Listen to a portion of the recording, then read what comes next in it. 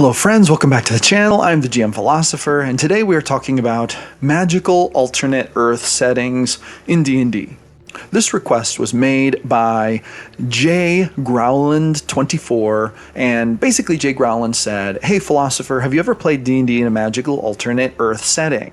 Do you have any tips for this?" And I have to say, this is a great question. This is kind of a creative, open-ended world state building question, and one of the things I love the most about D&D is building world states. So I have done things like this in the past. However, I actually have an idea for how I would run something like this if I were going to do it today. And that's what I'm going to share with you. I'm basically going to share the foundations and core ideas of my setting.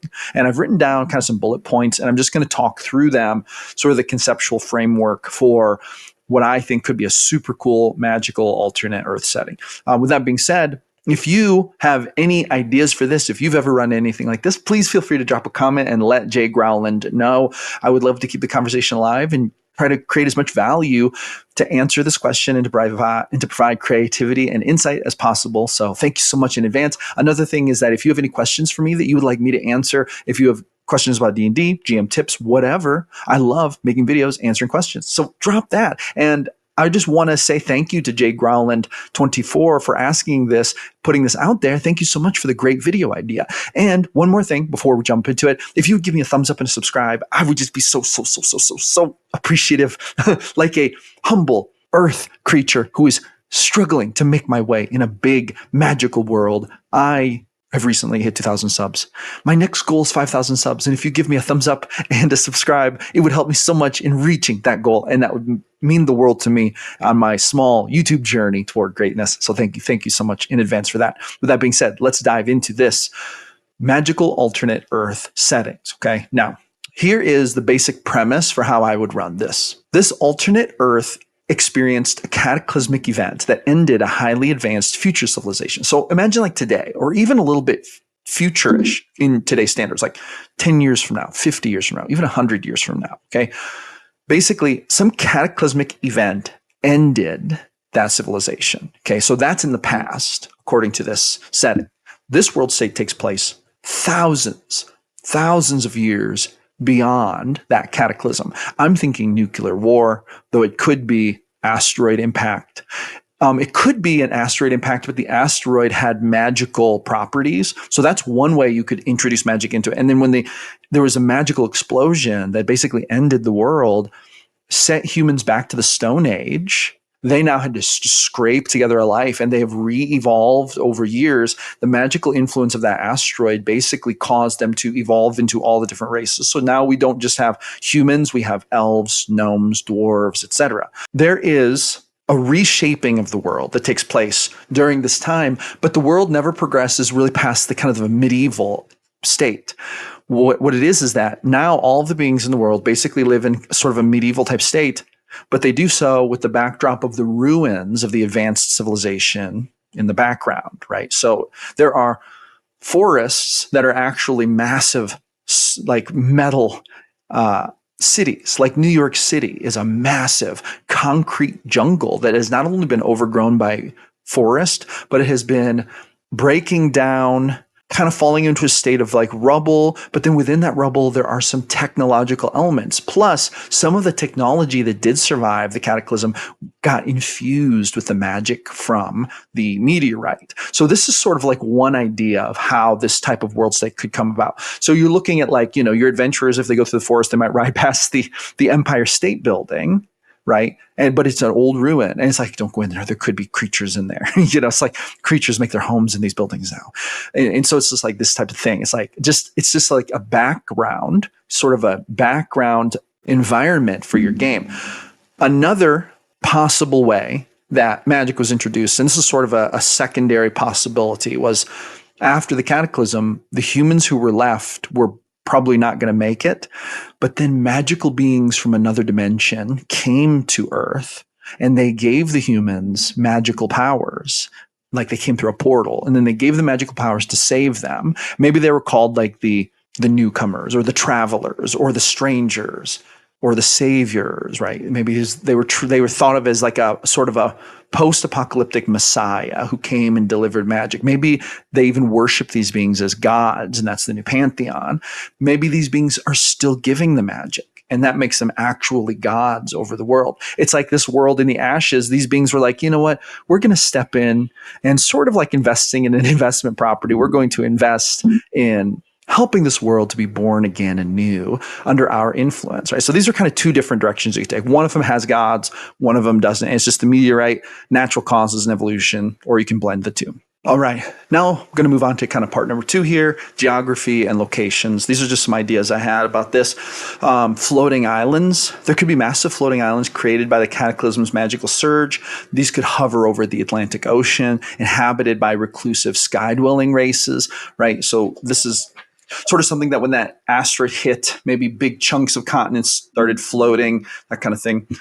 There could also be a desert of glass, a vast desert where a magical explosion turned the sand into glass, filled with dangerous magical phenomena and treasures. Structures like the Great Wall of China could now serve as a magical barrier reinforced by ancient spells, protecting against mythical beasts from beyond. Stonehenge could function as a magical portal, allowing travel between different parts of the world or even to other dimensions, right? People could go there to like travel to the god beings dimension, whatever. There could be new magical regions, enchanted forests where the trees are sentient and ancient spirits dwell, guiding or misleading travelers. And some of these could be cities, right? Cities could have become places where, oh, we don't go there. Maybe cities became big, vast mining fields for steel and things like that, right? But they could have become very dangerous because they served as shelters for beasts and things like that.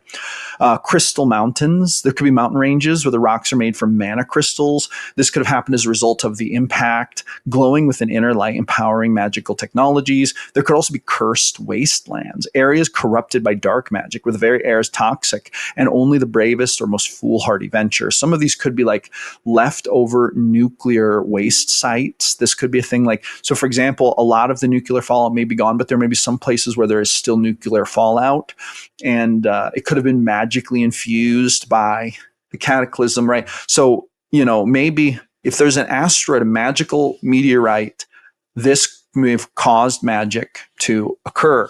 But maybe when that happened, there was also a nuclear explosion somewhere. So now there's a nuclear wasteland that's just like infused by magic. So it's like permanently nuclearized.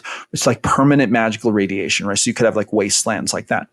Let's talk a little bit about some history and lore for this. The Renaissance, there could have been a new Renaissance, a period of rediscovery of ancient magical knowledge hidden in the ruins of past civilizations. Think about like Galileo with a telescope being reinvented, but with magical influence, right? So you could focus on key characters and parts throughout history, choose a setting for it, look at actual historical elements from that time period and incorporate those. It could almost be like history is being rewritten. What I might even go as far as to say is the reason events are happening again. Like maybe Galileo is reborn, but this time it's an elf and it's a female elf, and she's inventing the telescope, but it's magical, and she's looking for wormholes or whatever it is, right? So it's like, why are these things happening again? Maybe with the magical cataclysm, or maybe when these sentient beings open their portal, time sort of like got kicked back, and there are certain timelines that have remerged with the earth and are playing over again, but they're playing over the overlay of the wasteland, of the remnants of the cataclysm, right? So to me, this is a super cool idea to incorporate historical things. Like imagine like a medieval version of like Abraham Lincoln, who's going to free the halfling slaves from their orc overlords. Or imagine like an Alexander the Great, who is a high elf, who's leading a magical army, who's trying to conquer the known world. Like there are all these different possibilities you could do, right? So let's talk about mythical beings. So there could be dragons. Once hidden or dormant, dragons have now become prominent, shaping empires and influencing politics. You could even have like an undercurrent, like fun thing where, how there's this thing where it's like Tyrannosaurus Rexes evolved into chickens. Like that's like a running joke. I don't know if it's actually true, but like people say that. You could have these fun, like people can find these series of glyphs written by ancient humans in the postmodern era. And it could be like describing how chickens evolved into dragons. So it's kind of like chickens became these mighty fearsome all feared creatures. It's like they went from Tyrannosaurus Rex to chicken to dragon. It's kind of funny. I think that would be a fun thing to put in there. Fae courts. The courts of the Fae have re-emerged, influencing politics and trade, often through subtle manipulations in ancient pacts. So that could be a thing, which is super awesome. Imagine like the birth of like the monarchy in England, but it's a Fae court instead. So things like that, right? There could be alternate evolution. Humans exposed to prolonged magical influences have evolved into new races like elves, dwarves, gnomes, and orcs, each with unique traits and abilities. I've already covered that. So let's talk for a minute about societies and cultures, just some ideas about this, okay? Cultural diversity. Different regions could have distinct magical practices. For example, there could be Japanese onmyoji, there could be African shamans, there could be European wizards, and in different cultures, magic users and magic could take different forms. I think this is super cool. And they could each contribute to kind of a rich tapestry of magical culture in the world. There could also be post-apocalyptic societies that are fused with old world traditions and newfound magical practices, creating hybrid culture. So for example, you could have like post-technicists who are like, basically their whole thing is studying the technology of the past, and maybe they've even discovered some subtle ways to use that technology. These could be people who have maybe gunpowder, firearms, maybe they even have some computer type devices, right? So you could kind of blend some post-tech stuff, people who believe technology is superior to magic, and so they're trying to build that for themselves. So they're like technical purists, that kind of thing. Anti-magic people, kind of, There could be magical universities. Imagine like rethinking Harvard University as a magical university, or rethinking Stanford as a magical university, right? These types of things.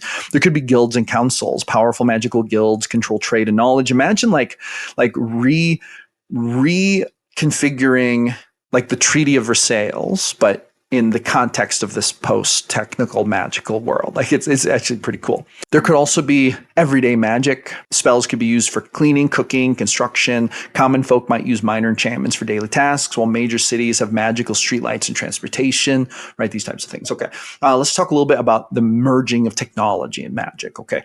Mana crystals. Crystals that store magical energy, these could be used to power devices and enchantments. They could be mined from the crystal mountains. In fact, what I was thinking was you might have it to where one thing that happened when magic happened is that anything that had a circuit board or a computer chip or anything like that, they got fused together and superheated, and they became mana crystals. Or anywhere where there used to be batteries. Like, for example, you walk into a place and there are rows of magical batteries. What is this? Well, in the old world, maybe it was a hardware store with rows of battery-powered tools. But when the magic happened, all of the tools just melted away. The batteries fused together to form crystals. You could gather these crystals to power spells or magical effects or whatever, right? Also, metals that have been imbued with magical properties could be used to forge weapons, armor, and tools. What if shards of that magical meteorite could be used to make the finest armor and swords, this type of thing? There would also be an impact on warfare. Obviously, magical weapons, swords that burst into flames, shields that repel spells, arrows that seek out their targets, right? This changes the face of warfare. Imagine like the great wars between England and France, but fought with magical weapons on magical battlefields. Enchanted armor that can turn invisible, absorb magical damage, or grant the wearer enhanced abilities. Imagine like, the great kings of England or the great kings of France, or even the great kings in the Middle Eastern countries. But one of the great kings, it changes history because they're assassinated by someone wearing an invisible cloak, right? So it could really change the course of history. Powerful mages could serve as artillery, casting devastating spells from the rear. Imagine like Alexander the Great's great conquest, but instead of like elephants and catapults, it's powerful mages and like magical beasts, right? So this kind of changes things. Economy and politics.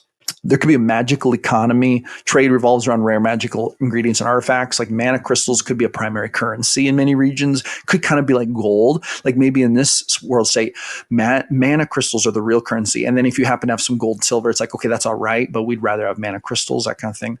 Mana crystals could be like gems, There could be trade guilds that specialize in various magical crafts, from potion brewing to enchanting weapons. Maybe worldwide trade has developed, but instead of just all being ocean-faring vessels, so there are sky ships or airships that have magical power, right? There could be resource wars, conflicts over the control of mana-rich regions. So big cities would be rich with mana crystals because the technology would have melted into these mana crystals. Maybe find them. Maybe the remnants of nuclear weapons could be another type of super ultra rare, like mana-rich thing where, that people are looking for those. So those are mined out of like the remnants of old silos, that kind of thing. Adventures could look like quests to find and recover powerful magical relics from the ruins of old world cities. They could launch an expedition to, the old post-apocalyptic version of Washington, D.C., because it was rumored that there was a great white castle there in the old times that had special technology.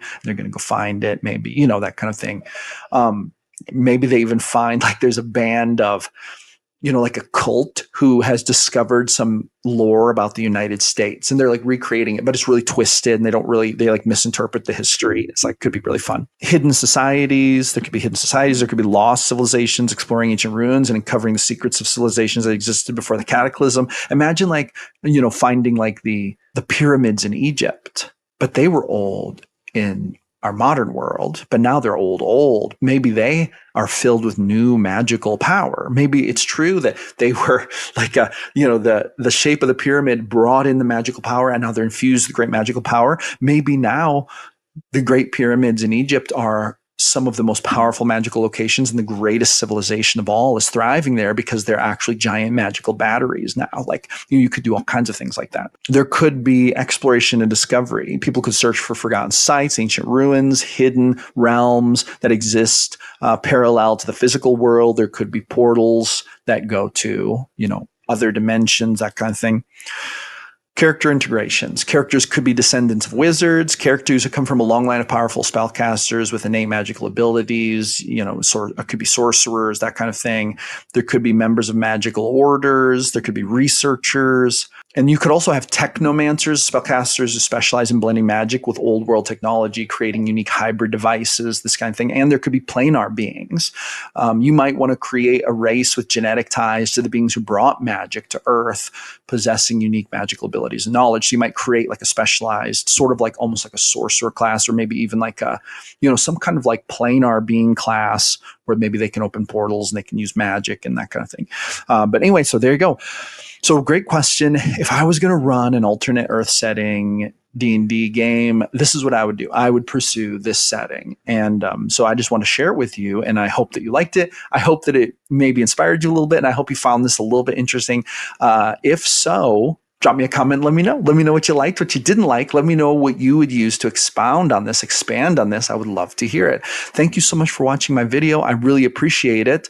I'm here almost every day talking about my favorite game in the world, D&D, which I think is possibly the best game in the world. So with that being said, that's really all I have to say on this one. I will see you awesome people on the next one.